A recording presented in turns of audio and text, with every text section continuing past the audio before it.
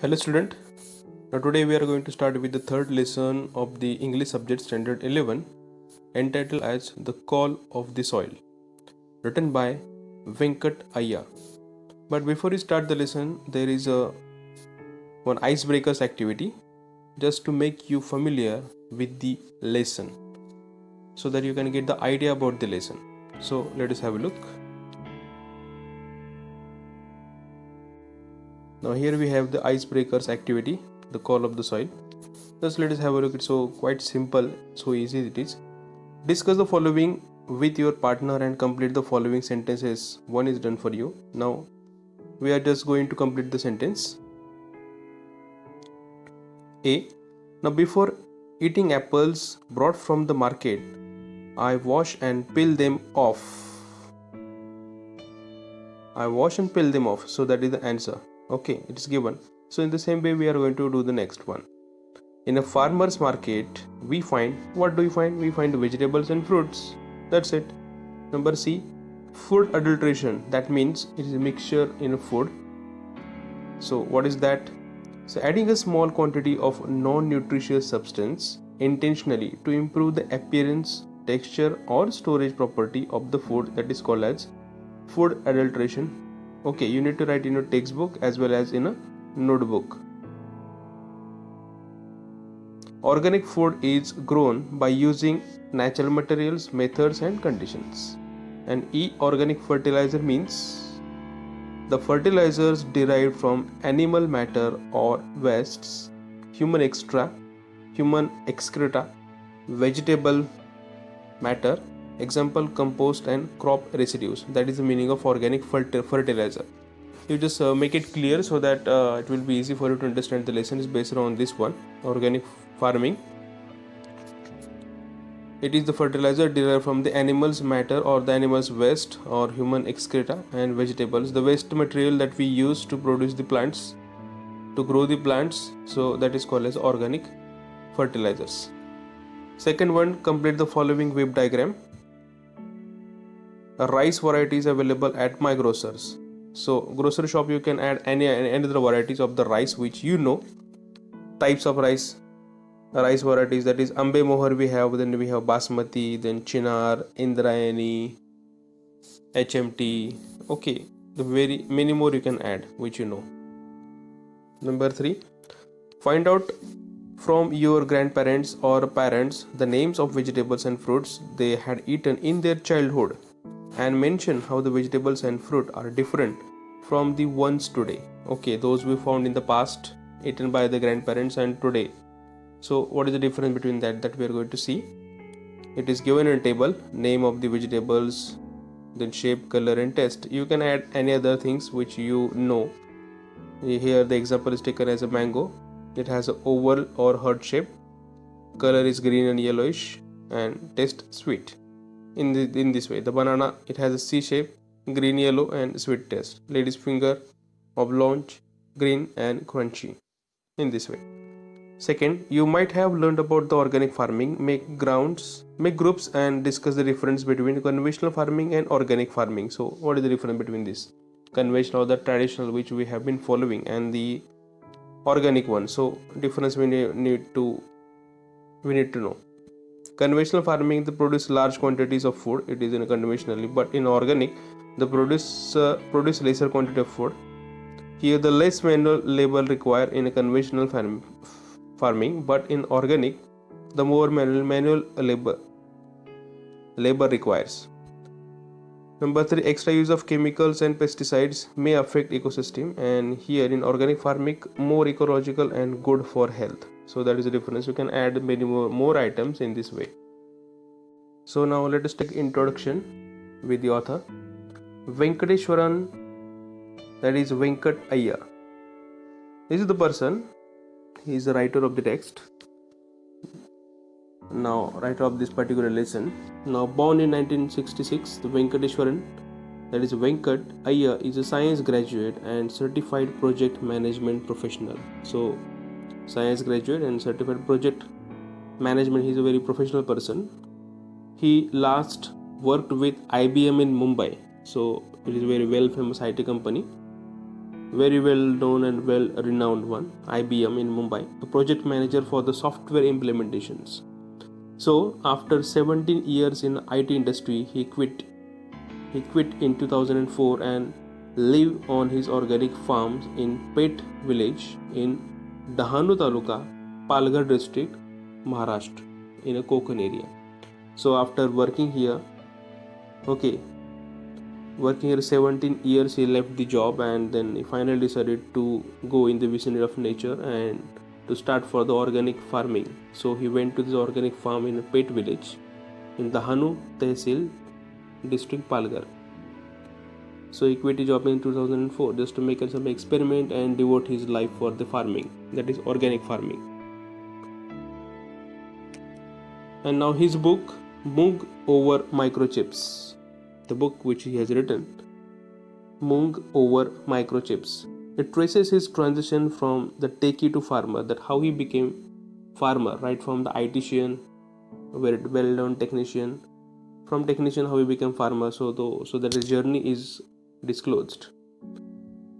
Over a period of 15 to 17 years, so it was not a career change, but a lifestyle change I was looking for. So this is what his opinion he has given. It was not a career change, but lifestyle change. He says about his decision to shift to the quieter environments of a village. He insisted on practicing organic farming from the outset. Right from the beginning, he has been insisting for the organic farming. Right from the beginning. So what is that organic farming? So let us learn first this, what is the organic farming. Organic farming is a farming method that aims to work in harmony with nature rather than against it. Okay, so it is eco-friendly one, number one.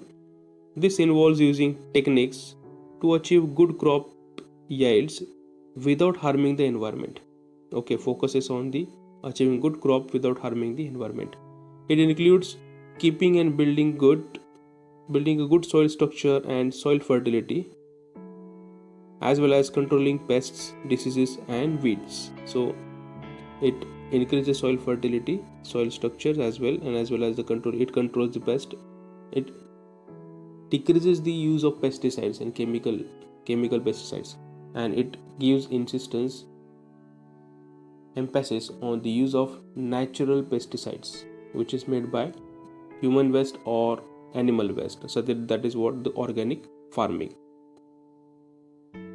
And let us continue what he says. He was resolute in spite of numerous challenges which he faced. That means he was very much firm for this. Today, not only does he deliver lectures on organic farming, but he has also joined hands with organic farmers and NGOs working in the organic field to propagate organic farming. So this person has creating the awareness about the organic farming among the farmers, even those who are doing the organic farming, and it is making benefit to the common people and other farmers also. But he had joined the hands with the organic farmers and NGOs working in the organic field to propagate organic farming, to ensure that the land at least is not ravaged, that is destroyed, while they try to make a living out of agriculture. Okay, that means the land should not be harmed. That is what he says. While the many livings are based on it, so why should we create a threat to the life of the soil, a life of the land? That is what he asks. So let us start with the lesson. The call of the soil, a scent of rice. So let us start with the lesson. The first crop. This is the first point. It was April 2004. I stood in the middle of the lush green field of moong, that is green gram, and looked around me. So in the year 2004, he is standing among the very lush or green field of moong, that is green gram, and looked around him. It was just before the sunrise, that means at the time of dawn, and the sky was turning a bright orange. The ground was damp and the leaves were shining with dew. So it is the scene of early morning scene. My bare feet were muddy as I walked around gingerly, inspecting the plants. So very early in the morning he came in the plant and he just walking through it, and his feet are muddy and the sun is about to rise. So beautiful morning scene is created here by the author. Let us see. Around me were rows of chiku trees and below a dense foliage of mung. So there is a rows of chiku trees. Chiku, it's one type of fruit that we eat. Chiku trees, and below that very dense, that is dense populated foliage of mung, that is the leaves of the tree or a plant foliage.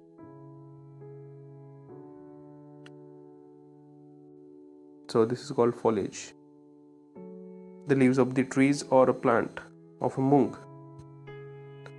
Around me were the rows of chiku trees and below a dense foliage of mung. At that point I could not have asked for anything more. The mung plants, not more than 2 feet tall, had green pods hanging out. The pods were not yet ripe and there was a light fuzz growing on them.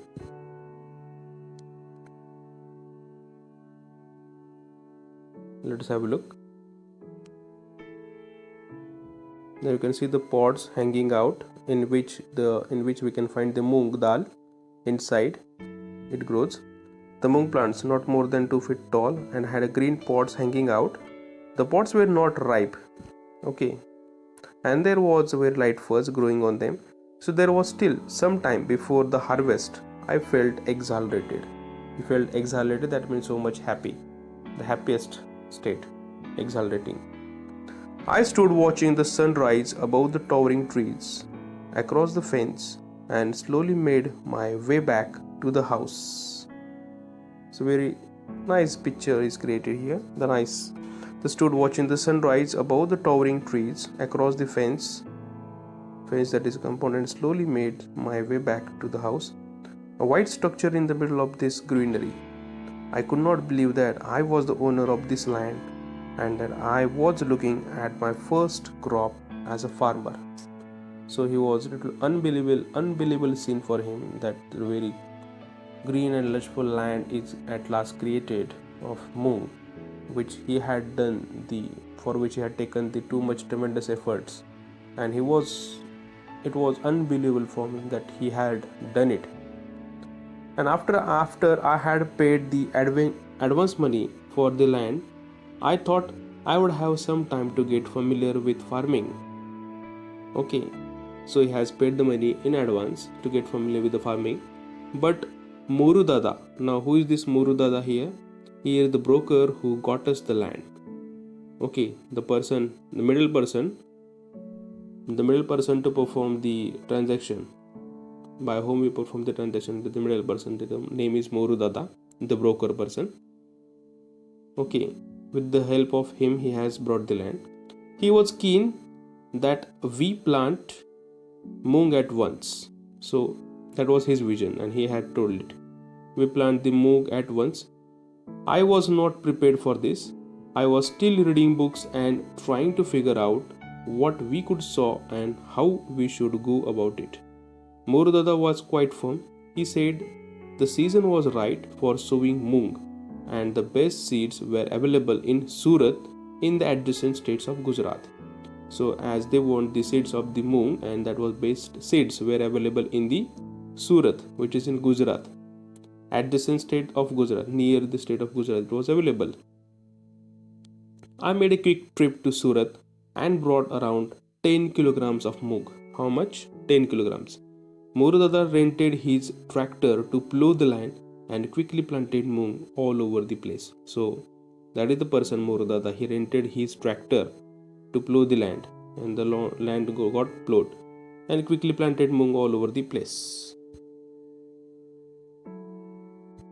A few days later, we were overjoyed to see the tiny green leaves. I had never seen mung growing before and I was thrilled at the sight. So here the writer felt so much happy by watching the sight, that is green growing plants are grown and the green leaves are there. So it was the same thrill I had felt as a young boy when I saw the first of the hibiscus I had planted bloom at the railway quarters in Villeparle in Mumbai. I was grateful to have taken Moore's advice. So he felt that Moore had given very right advice, and the very first he has thrilled the experience which is narrated by him when he saw the very first of the hibiscus which he had planted that bloom at the railway quarters in Villeparle where he lived in previously in Mumbai. So that experience he gave here.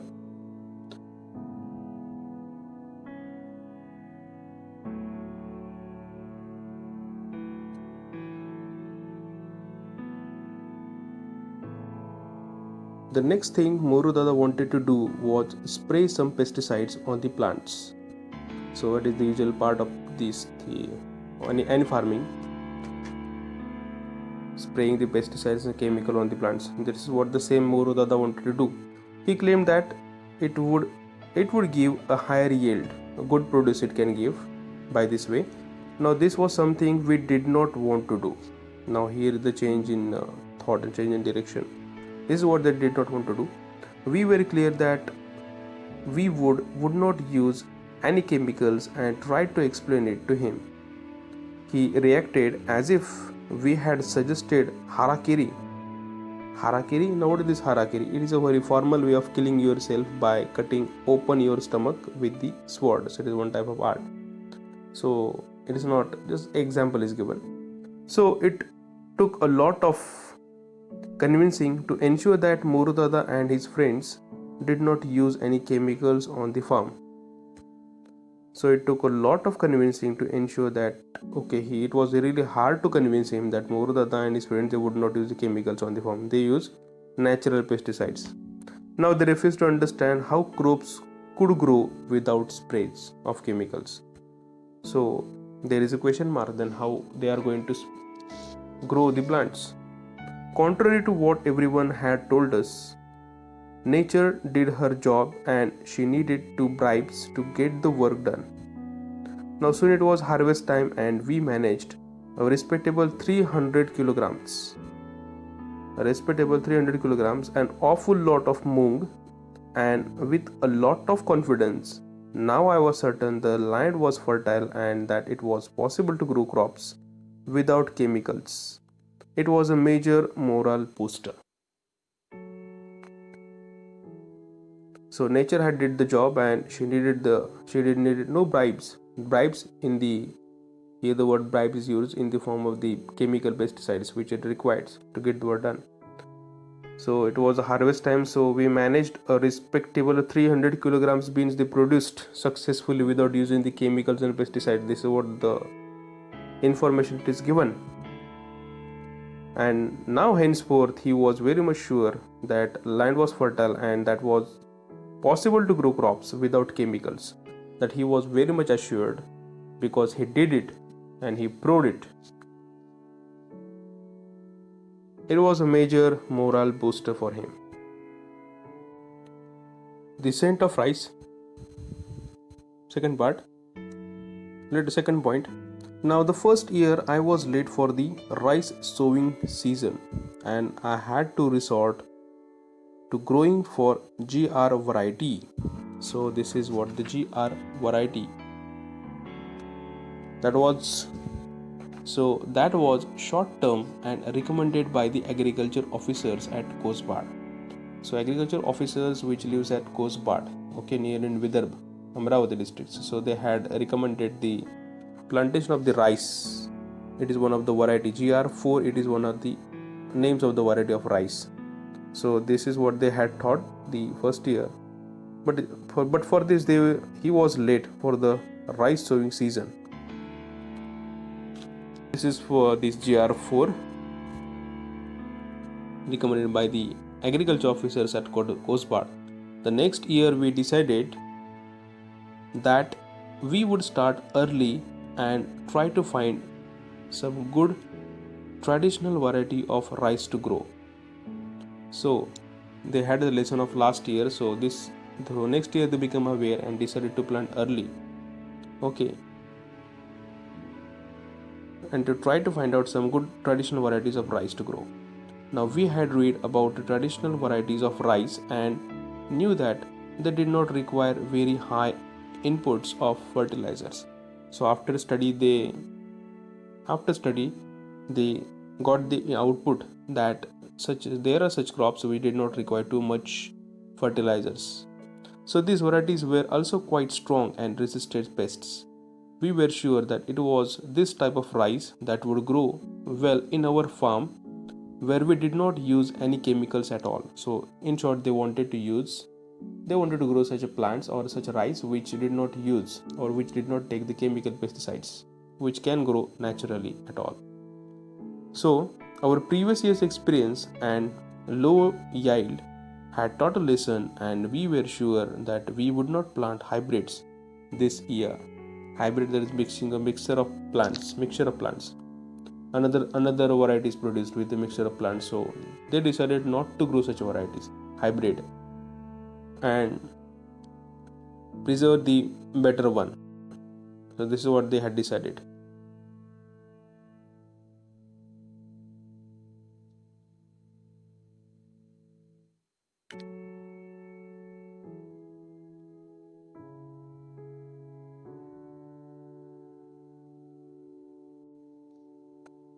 So in April 2005, we started to look for a good variety of traditional rice. So the experiment started in 2004 and now this is 2005. He started to look for a good variety of traditional rice. So it was one of our neighbors in the village, a businessman from Mumbai who owned a land, who suggested that we plant a local scented variety of rice. So he has one neighbor, okay, the businessman from Mumbai, who also has a land. He suggested that they should go for the local scented variety of rice, which is in demand. Okay, local scented variety of rice. Now most of the farmers in and around the village of Pet had switched over to hybrids. So instead of taking the regular or the original variety of the rice, the most of the farmers around the village, author's village, they had shifted to the hybrid. Now hybrid is one of the types of the types of the soil. Sorry, it's one of the type which can give the more and more produce in a short period of time, but that is hybrid. It uses most of the chemicals and pesticides so that the plant can grow and give the best yield in a short period of time and good produce and good amount. So that is what the hybrid is produced. Even with the mixture of the other varieties are also mixed here and hybrid is created. And the younger generation of farmers thought I was crazy to ask for the desi variety, as they called it. So desi, this is what the original we want our which has been preserved for a long time. So there is a desi.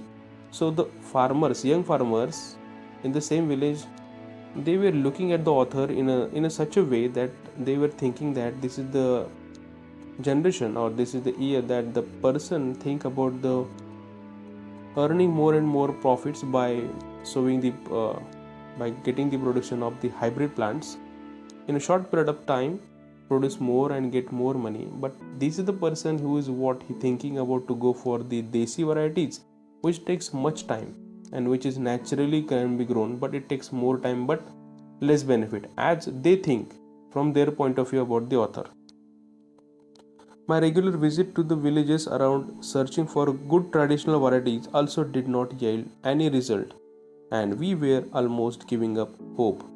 So when author was giving regular visit to the villages for searching good traditional variety, that was also he could not see, and therefore he was starting losing the hope. I decided to give it one last try and spoke to Baban's father and some other elder. So he had a word with Baban's father and other elders. After many meaningful conversations, they mentioned the name of Kasbai. Now here we have a Kasbai. Kasbai is a very traditional long grain rice variety which has a distinct aroma, that is scent, smell, though much milder than Basmati. So it is somewhat milder than Basmati. We know that after taking the type of rice, variety of rice in our hand, in our palm, we just smell it. If we smell, we can feel there is one type of different smell comes from the every type of rice. Basmati has much smell, and this Kasbai somewhat mild. It has somewhat mild smell than Basmati. This Kasbai has. It's a long duration crop, and most of the older people remembered growing it years ago. So this is a long duration. It takes very long time. Therefore, many of the farmers thinking about the producing such crops which can produce in a short period of time, but therefore they are denying, or they are just going away from the original one, or that is the deshi one, which is called as a desi. So going away from the desi. But if we produce desi and if we consume desi, it is really healthy for our healthy food for our body. So though the much milder than Basmati, it's a long duration crop, and most of the older people remembered growing it years ago, but they all shook their heads when I asked them about the seeds and told me that it had disappeared. So this was produced very long ago, but nowadays it is not available, and this type of variety is disappeared. So that answer is given by the other farmers. The tales of Kasbai made us more determined to get it. So whatever he heard about the Kasbai, this type of rice, so he had decided, he made the conviction that he is going to produce the Kasbai rice. And anyhow, we decided that if we did manage to get some seeds, this would be a great rice to grow. I thought the government may know something about it. A visit to an agriculture officer was enlightening. That was giving greater knowledge and understanding. That is enlightening one. He had not even heard of this rice variety. That means this shows what he was also unaware. The agriculture officer. He said the villagers were taking me. They were taking me for a ride, and there was no rice by this name. So he rattled off the names of number of latest hybrids and even offered to give me some of them free of cost for a trial. But see, what is the effect? Even that agriculture officer was not aware of the type of rice, and he was suggesting the other type of rice, hybrid rice. Even he was ready to give it free of cost for a trial purpose. Cursing myself for wasting time with him, I moved on to the next destination. So author became angry on himself that he wasted time actually. So that was wasteful. So he moved on to the next destination. So this time, so students, that's it for this video. Next part will be seen in the next video.